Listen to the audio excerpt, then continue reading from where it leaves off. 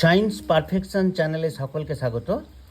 আজকে আমরা একটি গাণিতিক সমস্যার সমাধান করব। সমস্যাটি প্রবলেম, একটি টেবিল 18,700 টাকায় বিক্রি করলে 15% ক্ষতি হয়।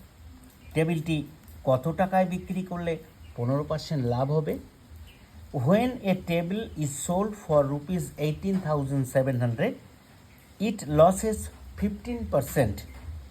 At what price the table be sold in order to gain 15%? সমাধান, সলিউশন। আমরা দেখলাম প্রথমে টেবিলটি 18,700 টাকায় বিক্রি করে 15% ক্ষতি হয়েছিল। তাহলে লিখতে পারি 85 টাকা বিক্রয় মূল্য হলে 100 মাইনাস 15 ইজকাল টু 85। 85 টাকা বিক্রয় মূল্য হলে ক্রয় মূল্য হবে 100 টাকা। 1 টাকা বিক্রয় মূল্য হলে ক্রয় মূল্য হবে 100/85 টাকা। আর 18,700 টাকা বিক্রয় মূল্য হলে ক্রয় মূল্য হবে 100 গুণিতক 18,700/85। এটাকে হিসাব করলে পাওয়া যাবে 22,000 টাকা। অর্থাৎ টেবিলটার ক্রয় মূল্য হচ্ছে 22,000 টাকা। এখন 15% যদি লাভ করতে হয়, 15% লাভ করলে তাহলে 100 টাকা যদি টেবিলের ক্রয় মূল্য হয়, তাহলে বিক্রয় মূল্য হতে হবে 115 টাকা। 100 টাকার জিনিসকে 115 টাকায় বিক্রি করলে তবেই 15 টাকা লাভ হবে।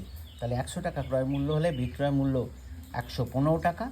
1 টাকা ক্রয় মূল্য হলে বিক্রয় মূল্য হবে 115/100 টাকা।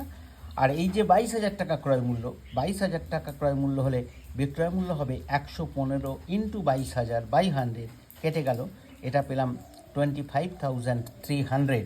অর্থাৎ একটি টেবিলকে যদি 18,700 টাকায় বিক্রি করলে 15% ক্ষতি হয়, তাহলে 25,300 টাকায় বিক্রি করলে 15% লাভ হবে।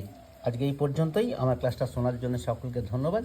ক্লাসটা ভালো লাগলে একটা লাইক দেবে, বন্ধুদের সঙ্গে শেয়ার করবে এবং চ্যানেলটিকে সাবস্ক্রাইব করবে। অবশেষে আরও একবার সকলকে ধন্যবাদ জানিয়ে আজকে ক্লাসটা আমি শেষ করব।